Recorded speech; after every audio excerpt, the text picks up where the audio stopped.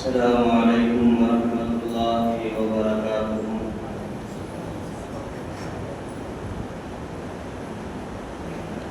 الحمد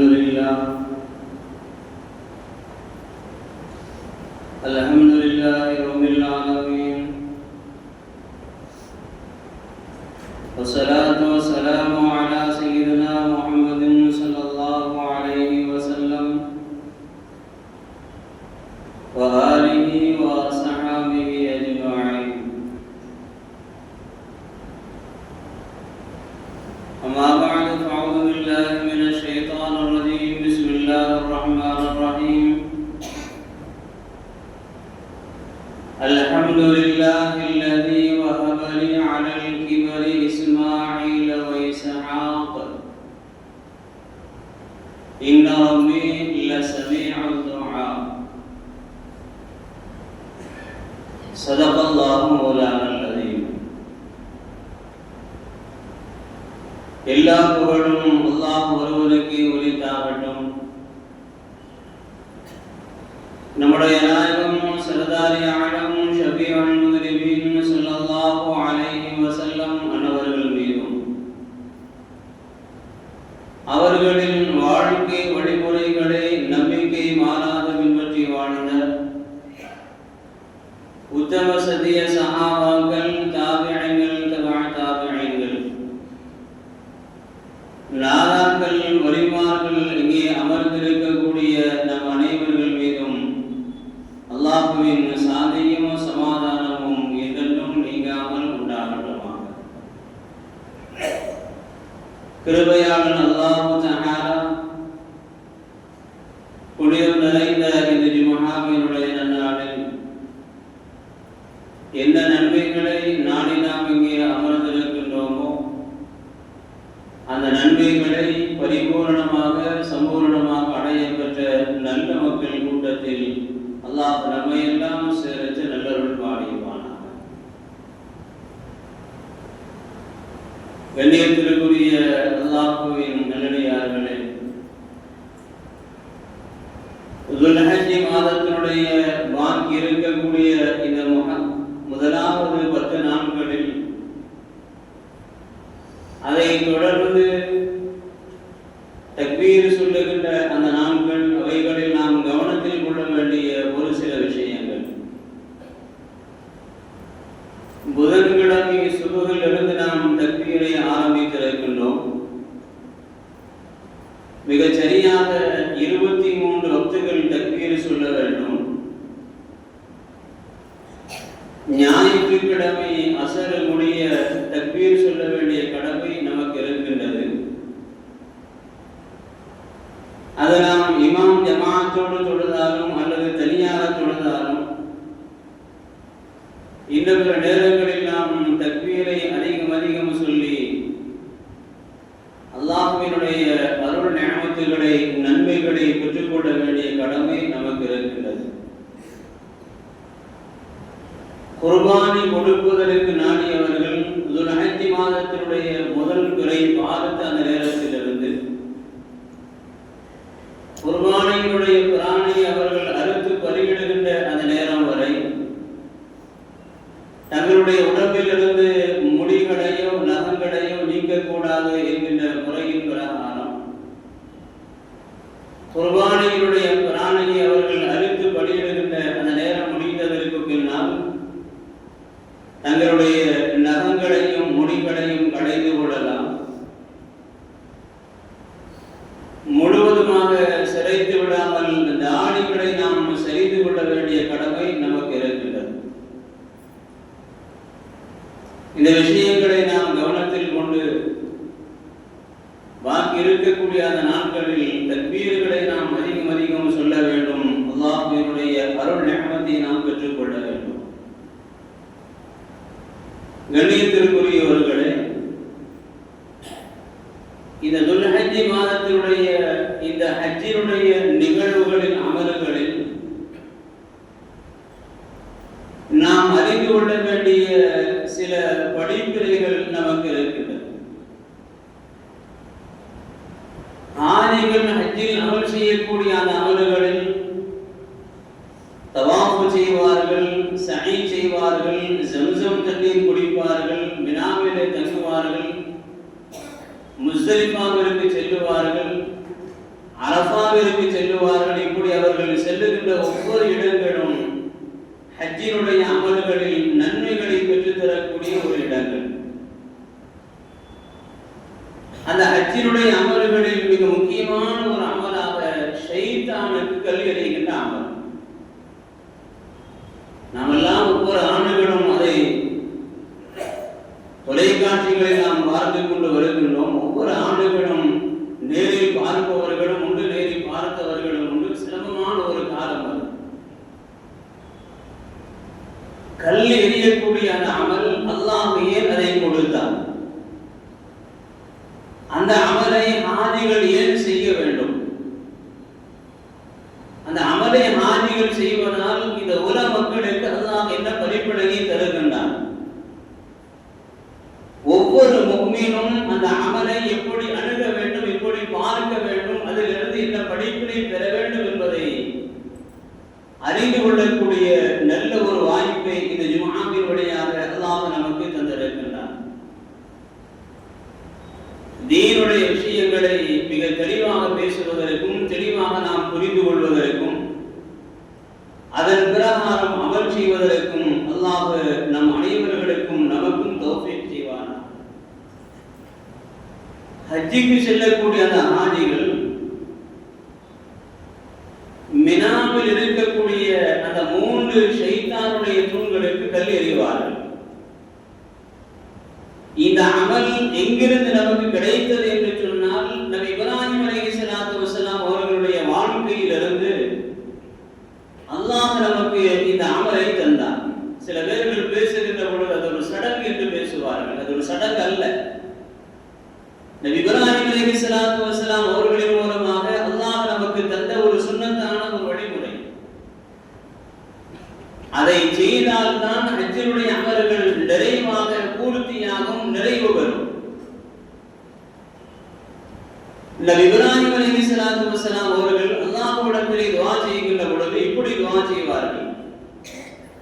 14வது அத்தியாயத்தினுடைய 39வது வசனம். அதற்கு முன்னாலும் பின்னாலும் அல்லாஹ்விடத்தில் சில நிகழ்வுகளை குறித்தவர்கள் துஆ செய்வார்கள்.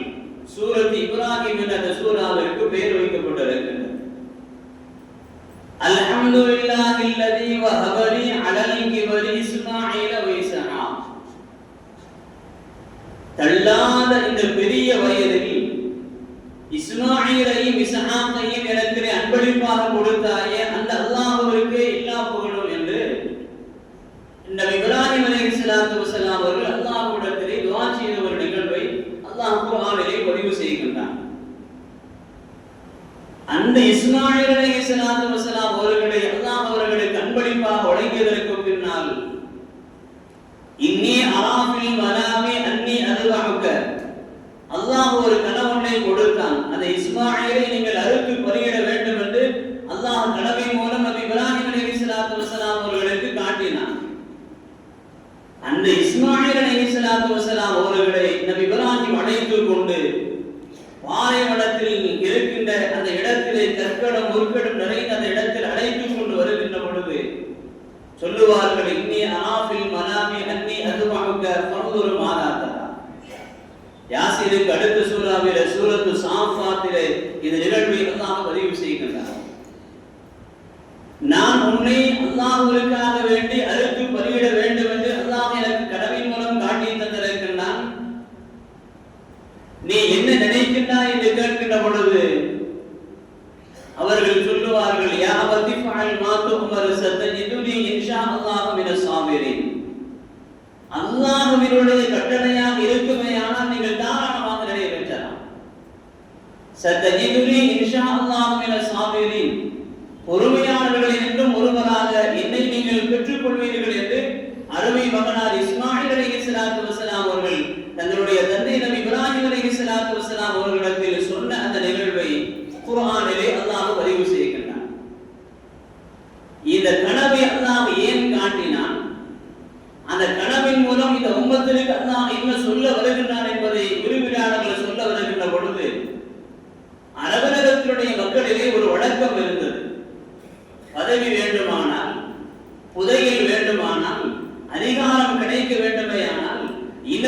செல்வங்கள் கைக்கு கிடைக்க வேண்டுமையானால் மனிதர்களை நரபலி கொடுத்தார்.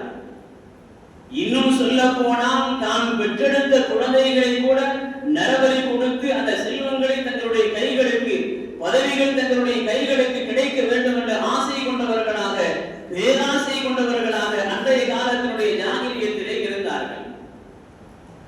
மனிதன் நரபலி கொடுக்க கூடாது, மனிதனை உலகத்திலே துன்புறுத்தக் கூடாது, ஒரு மனிதன் இன்னொரு மனிதனை கொலை செய்யக்கூடாது என்கின்ற அந்த நிகழ்வை தடுக்க வேண்டும் என்று அல்லாஹ் விரும்பியதன் காரணத்தினால் நபி இப்ராஹிம் அலைஹிஸ்ஸலாத்து வஸலாம் அவர்களின் மூலம் இப்படி ஒரு கனவை அல்லாஹ் காட்டினான். அந்த கனவை அவர்கள் மெய்ப்படுத்த முனைந்தார்கள். அவர்கள் மெய்ப்படுத்த முனைந்த பொழுது அல்லாஹ் சொன்னான், வநாதைனாஹு யா இப்ராஹிம் கத் ஸத்தகத ருயா இன்னா கதாலிக நஜ்ஸில் முஹ்ஸினீன். இப்ராஹிமே, அவர்களை நீங்கள் கண்ட அந்த கனவை நீங்கள் மெய்ப்படுத்தினீர்கள், அவர்களை அறுத்து பலியிட வேண்டாம், இதோ உங்களுக்கு நான் ஒரு ஆட்டை தருகின்றேன் என்று ஹஜ்ரத் இப்ராஹிம் அலைஹிஸ்ஸலாத்து வஸலாம் அவர்களுக்கு ஜிப்ரீல் அலைஹிஸ்ஸலாத்து வஸலாம் அவர்களின் மூலமாக அல்லாஹ் ஆட்டை கொண்டு வந்து கொடுத்தான். அந்த ஆட்டை அறுத்தவர்கள் குர்பானிட்டார்கள் என்கிற வரலாறு தொடர்ந்து செல்லுகிறது. இந்த கனவை அல்லாஹ் காட்டியதற்கு பின்னால் இஸ்மாயில் அலைஹிஸ்ஸலாத்து வஸலாம் அவர்களை அழைத்துக் கொண்டு ஹாஜரா அம்மையார் அவர்களும் அந்த பாலைவனத்தில் இருக்கக்கூடிய இந்த வினாவினுடைய அந்த பகுதியிலே அவர்கள் அழைத்துக் கொண்டு வருகின்றார்கள். அந்த இடங்களில் 3 இடங்களில் ஷைத்தான் அவர்களை தடுத்தான்.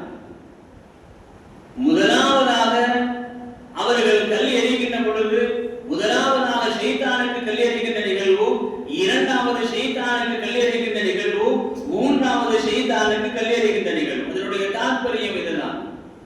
முதலாவது நபி இப்ராஹிம் அலைஹிஸ்ஸலாத்து வஸலாம் அவர்களுடைய உள்ளத்தில் ஷைத்தான் தோன்றி ஊசலாட்டத்தை உருவாக்கினான். இதையெல்லாம் நீ செய்ய வேண்டாம், இதுவெல்லாம் செய்ய தேவையில்லை, அல்லாஹ்வினுடைய கட்டளைக்கு நீ கீழ்ப்படிய தேவையில்லை என்று நபி இப்ராஹிம் அலைஹிஸ்ஸலாத்து வஸலாம் அவர்களுடைய உள்ளத்திற்குள்ளால் ஷைத்தான் புகுந்து ஊசலாட்டத்தை உருவாக்க நினைத்த பொழுது நபி இப்ராஹிம் அலைஹிஸ்ஸலாத்து வஸலாம் அவர்கள் 7 கற்களை எடுத்து ஷைத்தானை அவர்கள் கல்லால் அரிந்து விரட்டி அடித்தார்.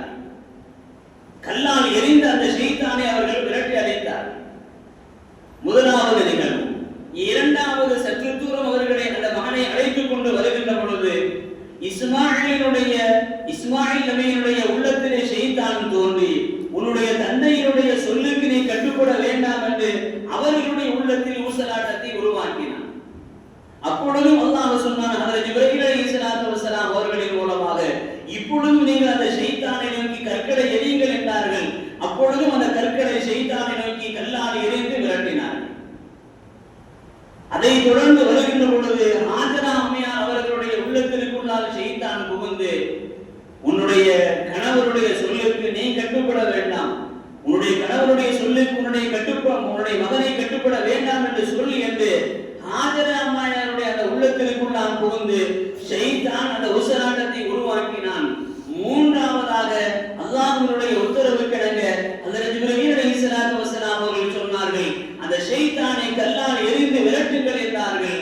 ஷைத்தானை நபி இப்ராஹிம் அலைஹிஸ்ஸலாத்து வஸலாம் அவர்களும் இஸ்மாயில் அலைஹிஸ்ஸலாத்து வஸலாம் அவர்களும் ஹாஜரா அம்மையாரும் அந்த ஷைத்தானை நோக்கி கற்களால் எறிந்த அந்த ஷைத்தானை விரட்டினார்கள். அதற்கு பின்னால் அல்லாஹ்வினுடைய அன்புக்கு அவர்கள் பாத்திரமானார்கள் என்று அந்த நிகழ்வினுடைய வரலாற்றினுடைய விரிவுரையாளர்கள் நமக்கு எழுதுகின்றார்கள்.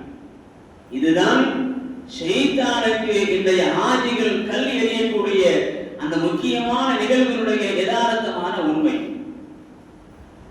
இது ஷைத்தானை விரட்டுவதற்கு நாம் எறிகின்ற கல்லாக இருந்தாலும் இதிலிருந்து விரிவுரையாளர்கள் நமக்கு தருகின்ற ஏராளமான பாடங்கள் இதிலே அடங்கி இருக்கின்றது.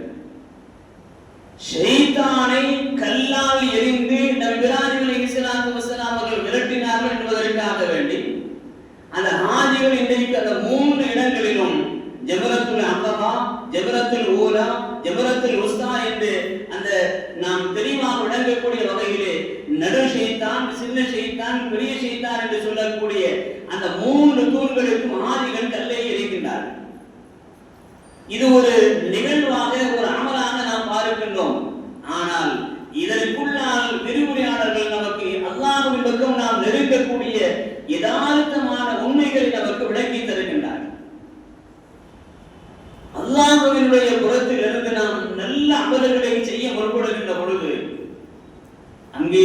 ஷைத்தான் வருவான். நீங்கள் உதாரணமாக நீங்கள் யோசித்து பாருங்களேன். அதிகாலை சுபஹ் பாங்கு சொல்லப்படுகின்றது. படுக்கையில் நாம் படுத்திருக்கின்றோம். ஒரு அயர்ந்து உறங்குகின்ற அந்த நேரம் எழுந்திருக்க வேண்டும். எல்லோருக்கும் அந்த ஆசை இருக்கின்றது. ஆனால் எல்லோராலும் எழுந்திருக்க முடியவில்லை. சிலர்கள் எழுந்திருத்து விடுவார்கள். பெருமானார் ஸல்லல்லாஹு அலைஹி வஸல்லம் அவர்கள் சொல்லுகின்ற பொழுது, பாங்கு சொல்லியதற்கு பின்னாலும் படுக்கையில் கிடந்து உறங்கக்கூடிய அவர்களுடைய காதுகளில் ஷைத்தான் சிறுநீர் கழிக்கின்றான் என்பார்கள் உயர்ந்த மேலான கண்மணி நபிகள் நாயகம் ஸல்லல்லாஹு அலைஹி வஸல்லம் அவர்கள். ஷைத்தான் 3 முடிச்சுகளை போடுகின்றான். பாங்கு சொல்லிய சத்தம் கேட்டு எழுந்ததற்கு பின்னால் முதலாவது முடிச்சு அவிழ்ந்து விடுகின்றது. அவர் அல்லாஹ்வை புகழ்வாரையானால் இரண்டாவது முடிச்சு அவிழ்ந்து விடுகின்றது.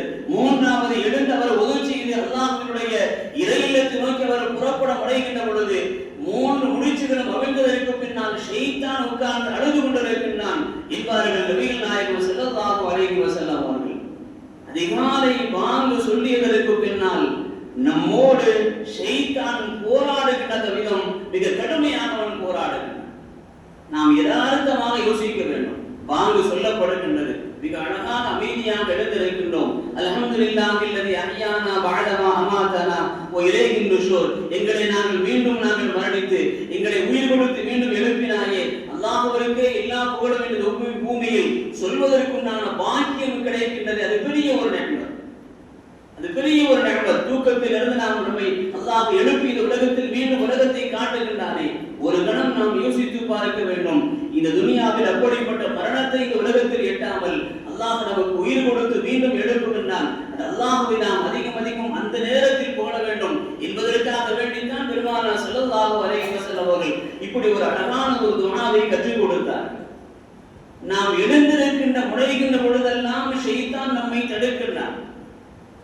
அந்த ஷைத்தானுடைய அழுத்தத்திற்கு நாம் கட்டுப்பட்டு விட்டோம் என்று சொன்னால் நம்முடைய உறக்கம் சூரியன் உதிப்பதையும் தாண்டி சென்று விடுகிறது. அந்த நேரத்தில் சுபஹினுடைய சுன்னத்து போய்விடுகின்றது, சுபஹினுடைய ஃபர்து போய்விடுகின்றது. அதை விட முக்கியமாக அந்த சுபஹினுடைய தொழுகையை அதற்குரிய அந்த நேரத்தில் தொழாதவர்களாக இந்த உலகத்தில் நாம் ஆகிவிடுகிறோம். இது அன்றாடம் பூமியில் ஒவ்வொரு முஃமின்களோடும் ஷைத்தான் போராடுகின்ற ஒரு நிகழ்வு. இது ஒவ்வொரு வக்திலும் வேண்டுமானாலும் வைத்துக் கொள்ளலாம். நல்ல விழித்திருப்போம், 4 பேர்களோடு சேர்ந்து அமர்ந்து பேசிக் கொண்டிருப்போம். வாங்கு சொல்லப்படும், அடுத்து போய் கொள்ளலாம், பின்னால் போய் கொள்ளலாம், காம சொல்லுகின்ற பொழுது போய் கொள்ளலாம், அல்லது இப்பொழுது ஒரு ரக்காத்தானே முடிந்திருக்கும், 2வது ரக்காத்தில் போய் சேர்ந்து கொள்ளலாம் என்று ஷைத்தான் நம்முடைய உள்ளத்திற்குள்ளான் ஊசலாட்டத்தை உருவாக்கி கொண்டே இருப்பான். ஆனால் அந்த நேரத்தில் அந்த இடத்தில் நாம் நிதானித்து நின்று அந்த ஷைத்தானை ஆதியில் எப்படி கல்லால் அடித்து விரட்டுகின்றார்களோ அப்படி போன்று நாமும் ஷைத்தானை விரட்ட வேண்டும். எழுந்திருப்பதற்கு முனைகின்றோம், நம்ம எழுந்திருப்பதற்கு ஷைத்தான் தடுக்கின்றான் என்று சொன்னால் அல்லாஹும்ம இன்னி அஊது பிக மினல் அஜ்ஸி வல் கஸலி வ அஊது பிக மினல் ஜுப்னி வல் புஹ்லி வ அஊது பிக மின கலபத்தி தைனி வ கஹரி ரிஜால். இது பெருமானார் ஸல்லல்லாஹு அலைஹி வஸல்லம் அவர்கள் ஒரு அழகான ஒரு துஆவை கற்றுக் கொடுத்தார்கள். அல்லது அஊது பில்லாஹி மினஷ் ஷைத்தானிர் ரஜீம், அல்லாஹ்வால் விரட்டடிக்கப்பட்ட அந்த ஷைத்தானை விட்டு நான் பாதுகாப்பு தேடுகிறேன் என்று சொல்லுகின்ற அந்த ஒரு வார்த்தை போதும் நாம் அல்லாஹ்விற்கும் எழுந்து தொழ வருவதற்கு. அந்த ஒரு வார்த்தை போதும் நாம் குர்ஆனை எடுத்து ஓதுவதற்கு. அந்த ஒரு வார்த்தை போதும் பாவங்களை நாம் நினைக்கின்ற பொழுதெல்லாம் அந்த பாவத்தை நாம் செய்யாமல் இருப்பதற்கு. அந்த அஊது பில்லாஹி மினஷ் ஷைத்தானிர் ரஜீம் அந்த ஒரு வார்த்தை போதும் இது உலகத்தில் எதுவெல்லாம் அல்லாஹ்வால் தடுக்கப்பட்ட ஹராமான காரியங்களாக இருக்கின்றதோ அந்த பாவமான செயல்களை செய்கின்ற பொழுதும் நினைக்கின்ற பொழுதும் அதிலிருந்து நம்மை நாம் பாதுகாத்துக் கொள்வதற்கு அந்த இடத்தில் நிதானித்து அந்த ஷைத்தானுடைய அந்த எண்ணத்திற்கும் சொல்லுக்கும் செயலுக்கும் கட்டுப்படாமல் இந்த உலகத்தில் நாம் ஜெயித்து விட்டோம் என்று சொன்னால் நம்மை விட வெற்றியாளர்கள் இந்த உலகத்தில் யாரும் இல்லை. அல்லாஹ்விற்கு நம்மை விட நெருக்கமானவர்கள் இந்த உலகத்தில் யாரும் இல்லை.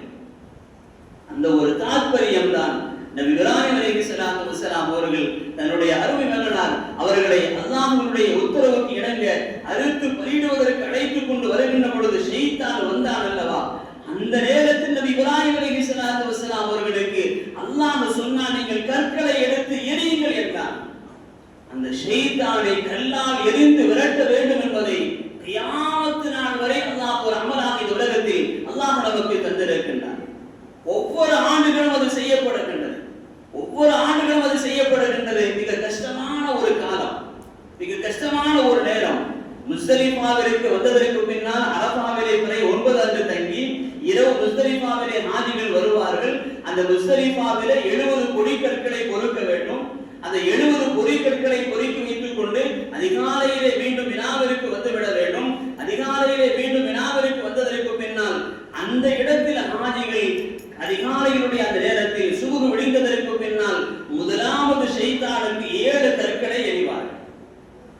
ஹாஜிகளுடைய நிகழ்வுகள் எல்லாம் நீங்கள் அதிகமாக அறிந்திருக்கலாம். அந்த இடங்களில் அந்த 7 ஷைத்தானை அவர்கள் கல்லெறிந்து முடித்ததற்கு பின்னால் அதற்கு பின்னால் ஹாஜிகள் பிறை 11 பிறை 12 அந்த 2 நாட்கள் அந்த வினாவிலே தங்கியிருந்து 3 ஷைத்தான்களுக்கும் கல்லெறிவார்கள். 3 ஷைத்தான்களுக்கும் 2 நாட்கள் பிறை 11 அன்று 3 ஷைத்தானுக்கு 21 கல்லெறிவார்கள். பிறை 12 அன்று 3 ஷைத்தான்களுக்கும் 21 கல்லெறிவார்கள். முதலாவது ஷைத்தானுக்கு எரிந்த அந்த கல்லை சேர்த்து 49 கற்கள் வந்துவிடும். 49 கற்கள் வந்ததற்கு பின்னால் அதற்கு பின்னால் பிறை 13 மகரிபுடைய அந்த நேரம் வரை ஒரு ஹாஜி வினாவிலே தங்கி விடுவாரேயானால், மகரிபுடைய மறைவுக்கு நேரம் வரை ஹாஜி தங்கி விடுவாரேயானால் மறுநாள் காலை அவர் இருந்து 3 ஷைத்தான்களுக்கும் கற்களை எரிந்து விட்டுத்தான் மீண்டும் அவர்கள் தங்களுடைய இருப்பிடத்தை நோக்கி வர வேண்டும் என்று இமாம்கள் சட்டங்களை வகுத்து தந்திருக்கின்றார்கள். அந்த முஸ்தலிஃபாவில் பொறுக்கக்கூடிய அந்த 70 கற்களை ஹாஜிகள் தங்களுடைய கைகளில் கவனமாக வைத்துக் கொள்ளக்கூடியதை நாம் பார்ப்போம். சில நிறுவனங்கள் அந்த கற்களை போடுவதற்காக வேண்டி சில சுருக்கு பைகளையும் கொடுத்து அனுப்புவார்கள். இதில் நாம் கவனத்தில் கொள்ள வேண்டியது, ஷைத்தான்களுக்கு கல்களை ஹாஜிகள் எறிகின்ற பொழுது அது ஒரு சடங்கு அல்ல. நபி இப்ராஹிம் அலைஹிஸ்ஸலாத்து வஸலாம் அவர்கள் செய்து காட்டிய ஒரு அமல். அந்த நேரமும் கூட்டம் மிக நெரிசலாக இருக்கும், கடுமையான கூட்ட நெரிசலாக இருக்கும். அந்த நேரங்களில் அதிகாலையினுடைய அந்த பிறை 10 அந்த நேரத்திலே எல்லா ஹாஜிகளும் ஒன்று சேர்ந்து கற்களை எரிந்தாக வேண்டும் என்று வருகின்ற பொழுது அந்த இடத்தில் அசம்பாவிதங்கள் அதிகமாக நடப்பதை பார்க்கின்றோம். இப்பொழுது அதற்குண்டான அசம்பாவிதங்கள் எதுவுமே இல்லாமல் ஏராளமான வசதிகள் செய்யப்பட்டு விட்டது. நடந்து செல்லக்கூடியவர்களுக்கு தனிப்பாதை, வாகனத்திலே செல்லக்கூடியவர்களுக்கு தனிப்பாதை, 2 சக்கரத்திலே செல்லக்கூடியவர்களுக்கு தனிப்பாதை, 4 சக்கரத்திலே செல்லக்கூடியவர்களுக்கு தனிப்பாதை, முடியாதவர்களாக இருந்தால் அவர்களை தள்ளிக்கொண்டு செல்வதற்கு தனிப்பாதை என்று வைக்கப்பட்டு அதற்குண்டான வசதிகள் செய்யப்பட்டிருக்கின்றன. அந்த ஆதிகள் கல்லெறியக்கூடிய அந்த காட்சிகளை பார்க்கின்ற பொழுது சில நேரங்களில் நாம் சிரிப்பதா அழுவதா என்று தெரியவில்லை. ஆதிகள் கல் எறிகின்ற பொழுது தூரமாக நின்று கற்களை எறியக்கூடாது. ஆதிகளுக்கு கற்களை எறிகின்ற பொழுது தூரமாக நின்று எறியக்கூடாது. காரணம், முன்னால் நிற்கக்கூடிய அவர்களுடைய உடம்பிலோ தரையிலோ ஏதாவது ஒரு இடத்திலே அந்த கற்கள் பட்டுவிடக்கூடும். ஆனால் சில ஆதிகளை பார்க்கலாம், ஏதோ நாடகத்திலே நடிப்பதை போன்று துப்பாக்கியை கொண்டு சுடுவதை போன்று அந்த ஷைத்தானை அவர்கள் சுட்டுக் கொண்டிருப்பார். இன்னும் சில ஆதிகளை பார்க்கலாம், கையிலே அவர் கொடை வைத்திருப்பார். அந்த கொடையை வைத்துக் கொண்டு ஷைத்தானை சுடுவதை போன்று இவர் சுட்டுக் கொண்டிருப்பார். ஆக ஏதோ ஒரு வகையிலே ஷைத்தானை நாம் விரட்டியாக வேண்டும் என்கின்ற அந்த உயர்வான எண்ணத்தோடு ஆதிகள் அந்த அவர்களை செய்யக்கூடிய காட்சிகளை நாம் பார்க்கின்றோமே. அல்லாஹ்வின் புறத்திலிருந்து நமக்கு தரப்பட்டிருக்கின்ற இந்த முக்கியமான ஒரு அமலை நம்முடைய வாழ்க்கையில் எல்லா நேரங்களிலும் நாம் நினைத்துக் கொண்டே இருக்க வேண்டும். என்னுடைய வாழ்க்கையில் நான் ஒரு அமலை செய்ய, நன்மையான ஒரு அமலை செய்ய முற்படுகின்ற பொழுது ஷைத்தானுடைய ஊசலாட்டத்திற்கு என்னுடைய வாழ்க்கையில் நான் ஒருபோதும் கட்டுப்பட மாட்டேன் என்கின்ற அந்த உயர்வான எண்ணம் உலகத்தினுடைய அனைத்து உம்மன்களுடைய உள்ளத்திலும் மேலோங்கி இருக்க வேண்டும் என்பதற்காக வேண்டித்தான் ஆதிகள் அந்த அமல்களை செய்கின்றார்கள். அந்த அமல்களில் இருந்து அல்லாஹ் நமக்கு நன்மை கிடைத்திருக்கின்றார். அதனால் தான் பெருமானார் ஸல்லல்லாஹு அலைஹி வஸல்லம் அவர்கள் சொல்லுவார்கள், உங்களுடைய எதிரி ஷைத்தானுடைய விஷயத்தில் நீங்கள் கவனமாக இருந்து கொள்ளுங்கள். காரணம் என்ன தெரியுமா? இன்ன ஷைத்தான யஜ்ரி மஜ்ரத்தமி, உங்களுடைய உடம்பில் எங்கெல்லாம் ரத்தம் ஓடுகின்றதோ அங்கெல்லாம் ஷைத்தான் ஓடுகின்றான். பெருமானார் ஸல்லல்லாஹு அலைஹி வஸல்லம் அவர்கள் சொன்ன ஒரு அருமையான ஒரு வார்த்தை, உங்களுடைய உடம்பில் ரத்தம் எங்கெல்லாம் ஓடுகின்றதோ அங்கெல்லாம் ஷைத்தான் ஓடிக்கொண்டிருக்கின்றான். அந்த ஷைத்தான் விஷயத்தில் நீங்கள் கவனமாக இருந்து கொள்ளுங்கள் என்றார். பெருமானார் ஸல்லல்லாஹு அலைஹி வஸல்லம் அவர்கள் சொன்ன ஒரு ஹதீஸை விரிவாக நமக்கு குறிப்பிட்டு சொல்லுவார்கள், ஷைத்தானுக்கு 4 இடங்கள் பிரியமான இடம். ஷைத்தானுக்கு 4 இடங்கள் பிரியமான இடம். முதலாவது கபரஸ்தான். அதனால்தான் பெருமானார் ஸல்லல்லாஹு அலைஹி வஸல்லம் அவர்கள் இரவினுடைய நடுநிசி நேரங்களில் தனியாக நீங்கள் செல்ல வேண்டாம் என்பார். இரவினுடைய நடுநிசி நேரத்தில் தனியாக அங்கே தங்க வேண்டாம் என்பார். இரண்டாவது, ஷைத்தானுக்கு சில வாசனைகள் பிடிக்கும். மலாயிகத்துமார்கள் சில வாசனைகளை விரும்புவார்கள். மலாயிகத்துமார்கள் வருகின்ற பொழுது, சங்கமிக்கின்ற பொழுது அந்த இடத்தில் சில நல்ல வாசனைகளை நம்மாலும் கூட உணர்ந்து கொள்ள முடியும், நல்லவர்களால் உணர்ந்து கொள்ள முடியும். ஆனால் ஷைத்தானுக்கு சில வாசனைகள் பிடிக்கும். அது அழிவினுடைய நாற்றமாக இருக்கலாம், அல்லது துர்நாற்றங்கள் நிறைந்த இடங்களாக இருக்கலாம். மூன்றாவது, நம்முடைய கழிவறை. ஷைத்தான் அங்கே குடியிருப்பான். அதனால் தான் நபி அவர்கள் சொன்னார்கள், அல்லாஹும்ம இன்னி அஊது பிக மினல் குபுஸி வல் கபாயிஸி. ஆண் பெண் ஊசலாட்டத்தை ஏற்படுகின்ற அந்த ஷைத்தானை விட்டு நடத்தி நான் பாதுகாப்பு தேடுகின்றேன் என்று துஆ செய்து விட்டு கழிவறைக்கு உள்ளே செல்ல வேண்டும் என்பார்கள் நபிகள் நாயகம் ஸல்லல்லாஹு அலைஹி வஸல்லம் அவர்கள். நான்காவது, அதிகமான அழுக்குகள் நிறைந்திருக்கின்ற அந்த இடங்கள். அதிகமான அழுக்குகள் நிறைந்திருக்கின்ற இடங்கள். குப்பைகளை கூட்டி ஒரு இடத்திலே நாம் வைத்து விடுகின்றோம். குப்பைகளை கூட்டி வைத்ததற்கு பின்னால் பார்த்தால் அந்த இடத்தில் சில நாட்களுக்கு பின்னால் துர்நாற்றங்கள் வீச ஆரம்பித்துவிடும். அதனால் தான் குப்பைகளை நாம் கூட்டியதற்கு பின்னால் உடனே அதை வெளியில் போட்டு விட வேண்டும். அது பள்ளிவாசலாக இருந்தாலும், வீடாக இருந்தாலும், கடைகளாக இருந்தாலும், ரோட்டினுடைய பகுதிகளாக இருந்தாலும் குப்பைகளை கூட்டி ஒருபோதும் நாம் சேர்த்து வைக்க கூடாது. அது ஷைத்தான் தங்குகின்ற இடம் என்பதை பெருமானார் ஸல்லல்லாஹு அலைஹி வஸல்லம் அவர்களுடைய ஹதீஸுகளை மேற்கொண்டு காட்டி இமாம்கள் நமக்கு குறிப்பிட்டு சொல்லுவார்கள். இப்படி ஆதிகள் செய்யக்கூடிய அந்த கல் எறியக்கூடிய ஒரு அமல் நபி இப்ராஹிம் அலைஹிஸ்ஸலாத்து வஸலாம் அவர்களின் மூலமாக அல்லாஹ் இந்த உம்மத்திற்கு தந்திருக்கின்றான். அதன் மூலம் நாம் பெற்றுக்கொள்ள வேண்டிய அந்த படிப்பினை, ஷைத்தானுக்கு நாம் ஒருபோதும் நான் கட்டுப்பட மாட்டேன், ஷைத்தானை என்னுடைய உற்ற நண்பனாக நான் ஏற்றுக்கொள்ள மாட்டேன், ஷைத்தான் எனக்கு ஏற்படுத்துகின்ற எந்த ஊசலாட்டத்திற்கு நான் கட்டுப்பட மாட்டேன் என்று ஷைத்தானை கல்லால் எரிந்து விரட்டுகின்ற ஒரு அமலை அல்லாஹ் இந்த உம்மத்திற்கு கற்றுத் தந்திருக்கிறான் என்று சொன்னால், ஷைத்தானுடைய விஷயத்தில் நாம் எந்த அளவிற்கு கவனமாக இருக்க வேண்டும் என்பதைத்தான் பெருமானார் ஸல்லல்லாஹு அலைஹி வஸல்லம் அவர்களுடைய இந்த ஹதீஸுகள் நமக்கு உணர்த்தி சொல்லுகின்றது. அந்த வகையிலே நன்மையான நல்ல அமல்களை செய்ய முற்படுகின்ற பொழுதெல்லாம் ஷைத்தானுடைய உள்ளத்தில் எண்ணங்களில் சிந்தனைகளில் ஊசலாட்டத்தை உருவாக்குவான். அந்த நேரங்களில் ஆதிகள் எப்படி கல்லை எறிந்து ஷைத்தானை விரட்டுகின்றார்களோ, ஷைத்தானை நீ தூரப்போ என்று கல்லால் எறிந்தவர்களை விரட்டுகின்றார்களோ, அப்படிப்பட்ட அந்த உணர்வு நமக்கு மேலோங்கி ஷைத்தானுடைய எண்ணத்திற்கு நாம் கட்டுப்படாமல் இருக்க வேண்டும் என்பதைத்தான் இந்த செய்திகள் நமக்கு உணர்த்துகின்றது. அந்த வகையிலே எல்லாம் வல்ல ரப்புல் ஆலமீன் அல்லாஹ் தஆலா இந்த உலகத்தில் நாம் வாழும் காலமெல்லாம் கிழக்கிற்கும் மேற்கிற்கும் மத்தியில் எவ்வளவு பெரிய தூரத்தை அல்லாஹ் வைத்திருக்கின்றானோ, அதை போன்று நமக்கும் ஷைத்தானுக்கும் மத்தியில் தூரத்தை அல்லாஹ் ஏற்படுத்தி தந்தல் புரிவானாக. கிழக்கிற்கும் மேற்கிற்கும் மத்தியில் அல்லாஹ் எப்படிப்பட்ட தூரத்தை வைத்திருக்கின்றானோ, அதை போன்று நமக்கும் நம்முடைய பாவங்களுக்கு மத்தியில் அல்லாஹ் தூரத்தை ஏற்படுத்துவானாக. நாளை மறுமை நாள் ஆகிரத்தில் அல்லாஹ்வை சந்திக்கின்ற பொழுது பாவங்களை செய்யாதவர்களாக, ஷைத்தானுக்கு கட்டுப்படாதவர்களாக, ஷைத்தானுடைய ஊசலாட்டத்தில் உட்படாத நன்மக்களாக அல்லாஹ் நம்மை கபூல் செய்தல் புரிவானாக. இந்த உலகத்தை விட்டு மரணிக்கின்ற பொழுது லா இலாஹ இல்லல்லாஹ் முஹம்மது ரசூலுல்லாஹ் என்கின்ற உன்னத கலிமாவை மனமகிழ்வோடு மொழிந்து மரணிக்கக்கூடிய பாக்கியத்தை அல்லாஹ் நம் அனைவர்களுக்கும் நசீபாக்கி தந்தல் புரிவானாக. நாளை மறுமை நாள் ஆகிரத்தினுடைய அனைத்து அதாபுகள் வேதனைகளை விட்டும் அல்லாஹ் நம்மை பாதுகாத்து ஜன்னத்துல் ஃபிர்தௌஸ் என்கின்ற சுவர்க்கத்தை அடையக்கூடிய பாக்கியத்தை அல்லாஹ் நமக்கும், நம்முடைய பெற்றோர்களுக்கும், நம்முடைய ஆசிரியர் பெருமக்களுக்கும், நம்முடைய குடும்பத்தார்களுக்கும், நம்முடைய வாரிசுகளுக்கும், எல்லா மக்களுக்கும் அல்லாஹ் நசீபாக்கி தந்தல் புரிவானாக. வாஹிரு தஅவானா அல்ஹம்துலில்லாஹி ரப்பில் ஆலமீன்.